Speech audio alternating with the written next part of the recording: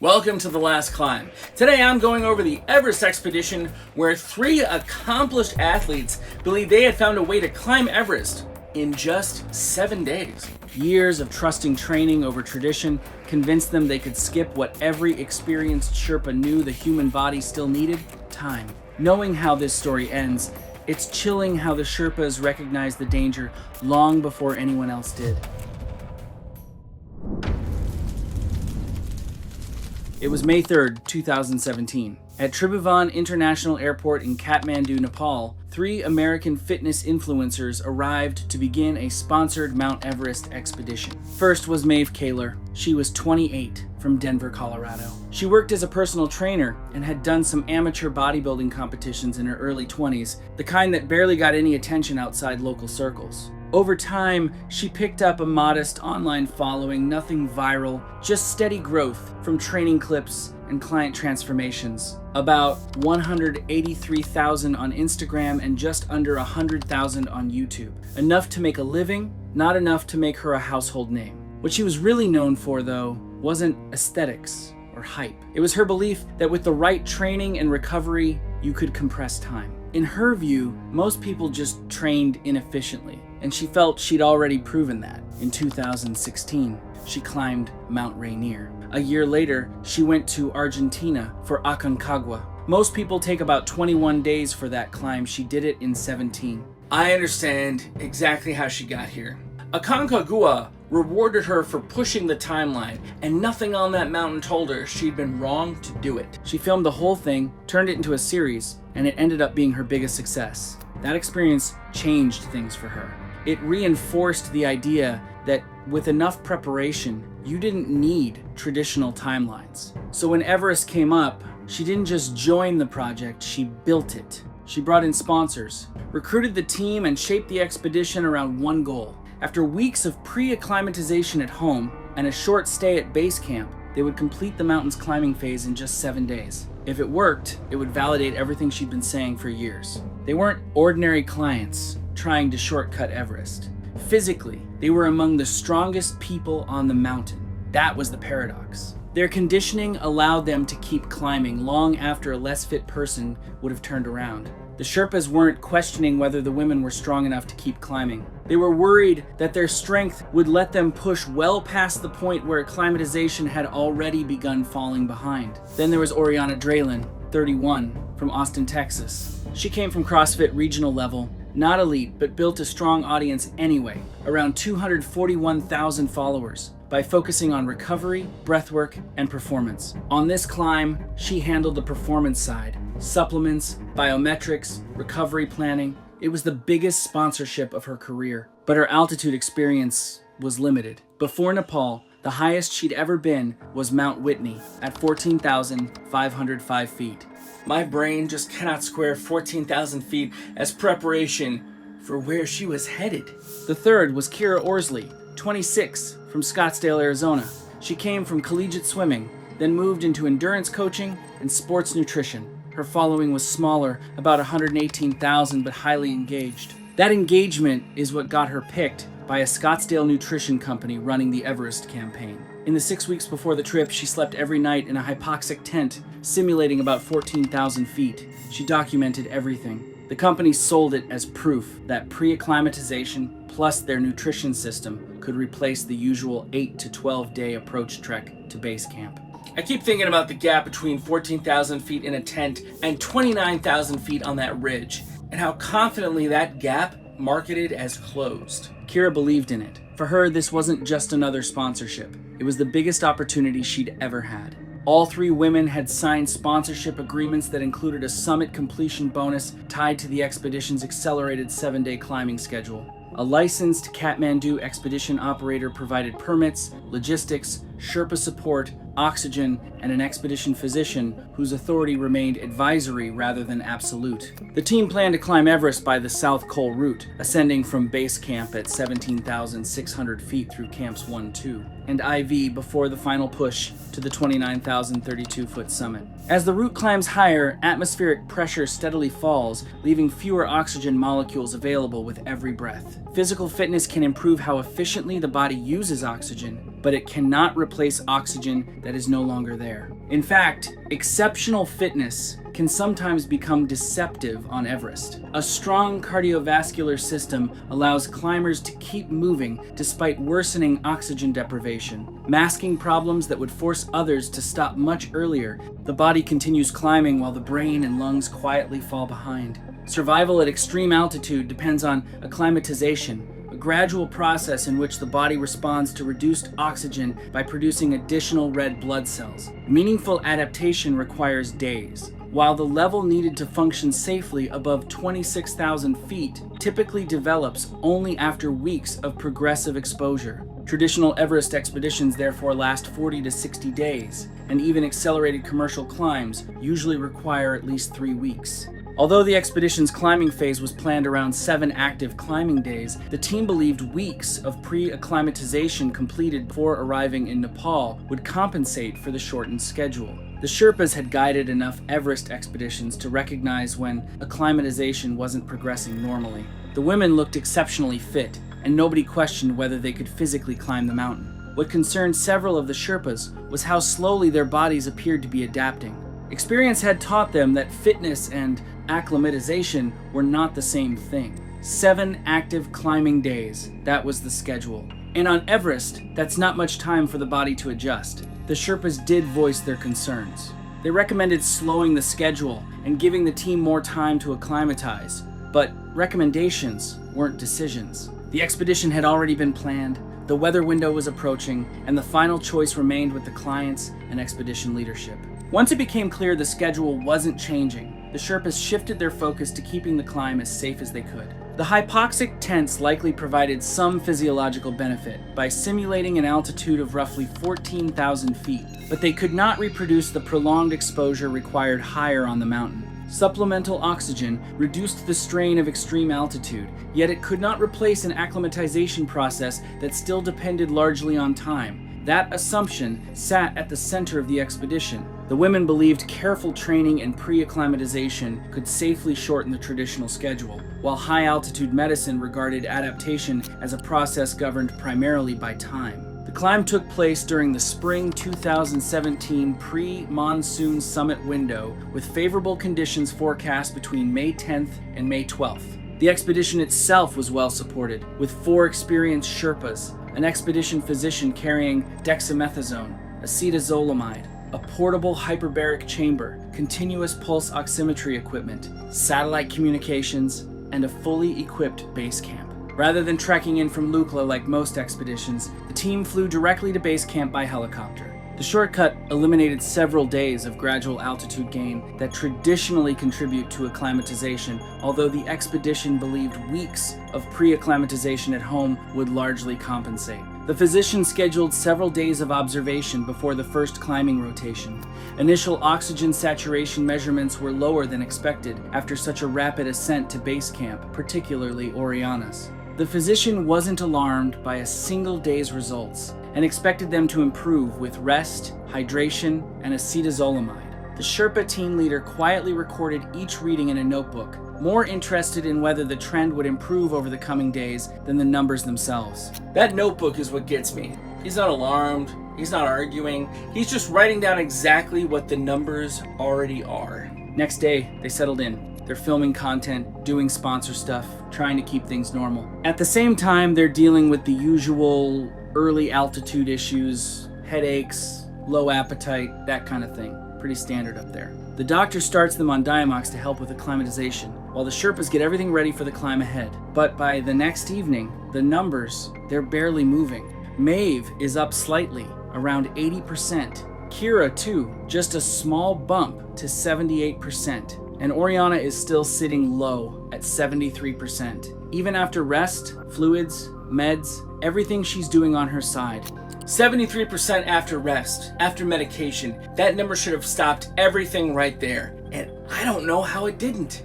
Like it usually does. But the Sherpa leader isn't really reassured. He's seen this before. When oxygen levels don't start coming up in those first days at base camp, it usually doesn't end well on the higher slopes. On May 6th, the team completed its first acclimatization rotation through the Khumbu Icefall to Camp 1 at 19,900 feet.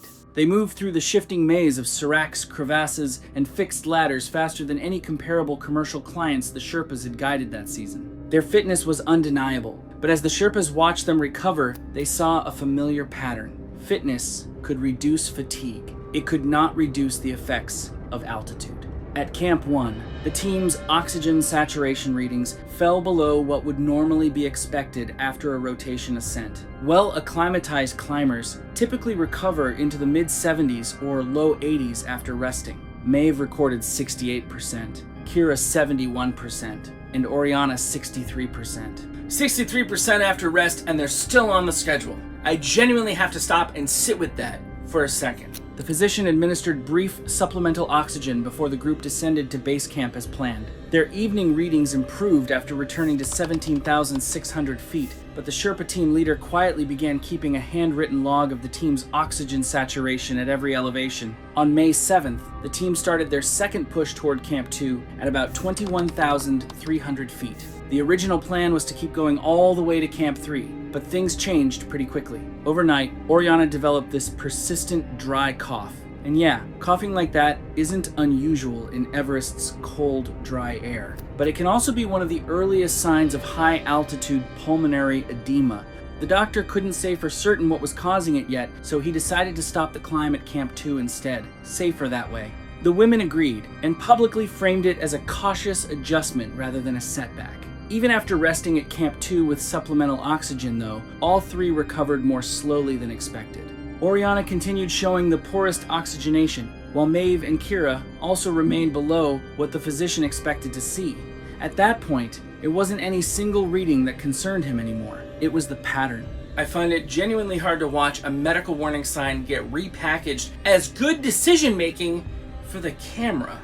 On camera, though, they still looked composed. Sitting in their tents, talking normally, filming content, all of that. But the medical side of things told a very different story. After finishing the rotation, they dropped back down to base camp again. That evening, the Sherpa team leader went over all the readings from both climbs. And what stood out wasn't just that the numbers were low, it was the pattern. I read a comment on a previous Everest video that stuck with me. I pointed out how the same drive that builds a climber's career can also put them at risk up here. I really appreciate that perspective. It's something that I wouldn't always catch on my own. Instead of improving with exposure like you'd expect, their oxygen levels were actually dropping at higher altitude.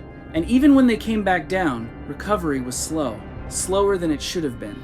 He'd guided enough Everest expeditions to recognize what that usually means. The body just isn't acclimatizing the way it should. And interestingly, the expedition doctor was starting to think the same thing too. After reviewing the team's recovery following 2 acclimatization rotations, the physician recommended postponing the summit attempt until their oxygenation showed clearer improvement. He warned that continuing according to the original schedule significantly increased the risk of serious altitude illness. The women accepted only a 1-day delay, arguing that further postponement would cause them to miss the projected summit window. The doctor asked for 2 days and they gave him 1. And I keep coming back to the fact that he had no authority to make it stick. Lacking authority to overrule them, the physician documented both his recommendation and their decision. The Sherpa team leader quietly established his own benchmarks that evening.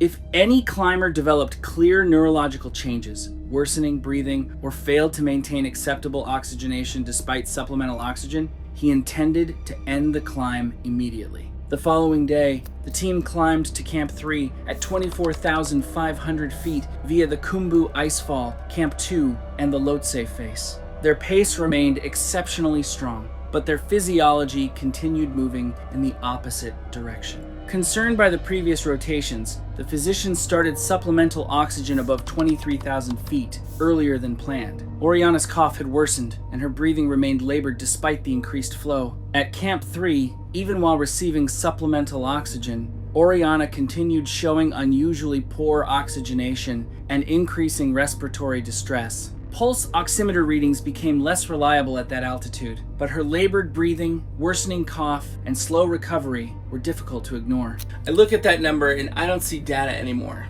I see her lungs struggling to do their job, even with direct help. The Sherpa team leader reached the same conclusion and privately resolved that if her oxygen saturation dropped below 70% or she showed clear neurological or respiratory decline, the climb would end immediately, regardless of her wishes. The team spent the night at Camp 3, where Oriana's oxygen saturation repeatedly fell below 70% whenever her oxygen flow was reduced, forcing the physician to increase it throughout the night. By the morning of May 10th, the team left Camp 3 and began the climb toward Camp 4. The route crossed the upper Lhotse face before reaching the Geneva Spur, a steep band of exposed rock where climbers leave the ice briefly to scramble upward on fixed ropes. Beyond it lay the South Col, a broad, windswept saddle between Everest and Lhotse at 26,300 feet. It is one of the harshest camps on Earth, where decades of expeditions have left behind empty oxygen cylinders, torn tents, and broken equipment scattered across the frozen plateau by relentless wind. The three women made it to Camp 4 early that afternoon, and up there, it's brutal. The temperature was sitting around negative 31 degrees Fahrenheit, with strong winds just cutting straight across the South Col. Like before, they were all on supplemental oxygen the whole time. No exceptions at that height. Because of Oriana's worsening condition, the physician administered dexamethasone in case cerebral edema was also beginning to develop while continuing high-flow oxygen for her worsening respiratory symptoms. But Oriana, she never really managed to rest. That cough she'd had earlier, the dry one, it had changed. By evening, it wasn't dry anymore. It was deeper, wetter, and honestly hard to ignore even outside her tent. My stomach dropped at that detail. A cough that goes from dry to wet at that altitude is not the same thing anymore. Around 9 at night, it was actually loud enough that one of the nearby Sherpas heard it from his own tent. He went straight to the team leader and reported it. The leader came in to check on her himself. Oriana insisted she was fine, that she could still go on. She didn't want to stop there, but the doctor was clearly concerned. That kind of cough at that altitude, it can mean fluid building up in the lungs. He wrote it down in his notes, didn't ignore it. Still, the climb wasn't stopped, and by 11:30 that night, headlamps were turning on all across the South Col. Everyone clipped into the fixed ropes, getting ready for the final push toward the summit. Late on the evening of May 10th, shortly before midnight, the summit team left Camp 4 under clear skies. Temperatures hovered around negative 31 degrees Fahrenheit, and although strong winds swept across the ridge, conditions were considered favorable for a summit attempt. Within the first hour, Oriana began falling behind, stopping every few steps despite her Sherpa's encouragement. By the time they reached the balcony at 27,600 feet, her lips had turned bluish-gray beneath her oxygen mask, and each breath produced a wet, gurgling sound. A little after 3 that morning, the team leader ended her summit attempt, radioed Camp 4, and assigned the most experienced Sherpa to begin descending with her while the rest of the team continued upward. Nothing about the weather would later explain what happened. At first, Oriana could still walk with assistance, but her condition deteriorated quickly. She followed some instructions and ignored others, at one point removing her oxygen mask without explanation until her Sherpa forced it back over her face. I need to be honest, when I read that she removed the mask without knowing why, that's not fighting the summit anymore. Her brain is already in serious trouble. As they descended below the balcony, he was no longer simply guiding her. He was supporting much of her weight with every step. Farther up the mountain, the summit push was unraveling. Above the balcony, Maeve gradually became quieter. She answered questions after noticeable delays and twice stepped away from the established track before her Sherpa redirected her. As the climb continued, her pace slowed until she finally sat down beside the fixed rope. When her Sherpa urged her to stand, she looked at him without any clear sign of recognition. Soon afterwards, she removed her oxygen mask despite repeated instructions to leave it in place, then began making small, repetitive movements with her hands against her suit. I can't shake the image of her sitting there, eyes open, hands moving against her suit, completely unreachable at 28,000 feet. The Sherpa had seen the signs before: confusion, disorientation, removing oxygen equipment without understanding why, and the loss of purposeful movement were classic signs of high-altitude cerebral edema. He radioed the team leader immediately. Higher on the ridge, less than 300 feet below the summit, Kira suddenly asked her Sherpa what country they were in. Minutes later, she asked the same question again. During the descent, she repeatedly unclipped one hand from the fixed rope without realizing it. stopped walking for no apparent reason, and required constant verbal prompting to continue. By the time she reached Camp 4, she no longer recognized several members of the expedition team. Below them, Maeve was getting worse fast. Eventually, she just collapsed against the fixed rope and couldn't keep herself upright anymore. In temperatures around negative 38 degrees Fahrenheit, with strong winds sweeping across the ridge, there wasn't an easy way to move someone in that condition. Her Sherpa tried, but he couldn't manage it alone. After securing Kira to the fixed rope, her Sherpa descended to help. Together, they gave Maeve an emergency injection of dexamethasone for suspected high-altitude cerebral edema before beginning the descent. One Sherpa stayed below her while the other supported most of her weight from behind. Progress was painfully slow. On terrain that steep and exposed, every few steps demanded time, strength, and oxygen they couldn't afford to lose. Partway down the triangular face, Maeve's oxygen cylinder ran empty. Replacing it meant briefly removing insulated gloves to connect a new bottle, a delicate task made far more difficult by the cold and the altitude. I think about those Sherpas, bare hands, negative 38 degrees, a barely conscious woman, and I don't know how they stay composed in conditions like that. For several minutes, she was forced to breathe the thin ambient air of nearly 28,500 feet. Before the new cylinder was fully connected, her breathing began to change. Each breath grew slower and deeper, separated by increasingly long pauses. Even after oxygen flow was restored,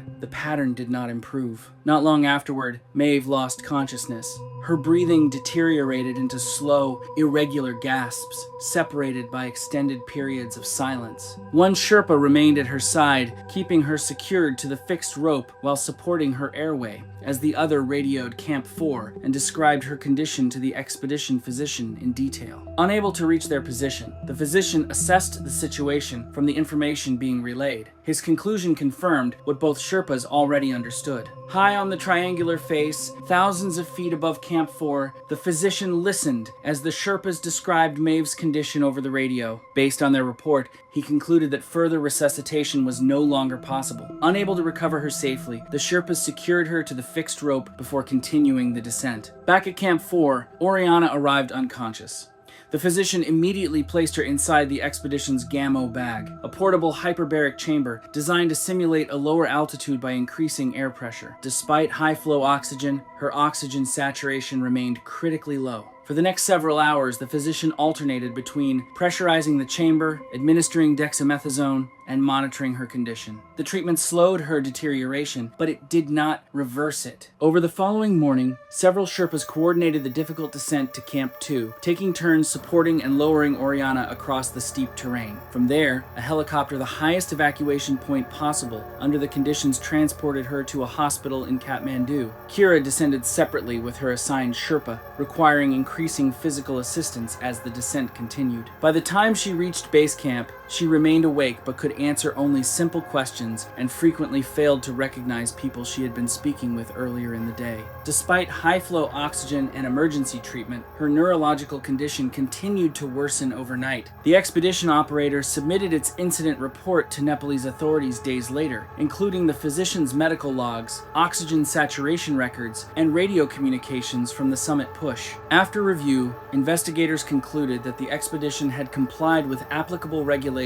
and no action was taken against either the operator or the expedition physician. Investigators concluded that Maeve Kaylor died on the upper southeast ridge from high-altitude cerebral edema. Oriana Draylen died in a Kathmandu hospital after evacuation, where progressive high-altitude pulmonary edema led to irreversible respiratory failure despite intensive treatment. Kira Orsley survived the descent but developed worsening cerebral edema that continued progressing after evacuation. Despite mechanical ventilation, dexamethasone, hyperosmolar therapy, and intensive care, she died several days later from irreversible brain swelling. I said she survived, and now I'm sitting here with what actually happened. The investigation concluded that the three women had succumbed to different manifestations of altitude illness, but all shared the same underlying cause. Their bodies had not completed the acclimatization required for prolonged exposure above 26,000 feet. Their fitness allowed them to climb faster than most clients. It could not allow them to adapt faster than human physiology. Within days of the incident, the supplement company suspended the campaign, and more than 40 hours of expedition footage was never released publicly. The operator continued guiding future expeditions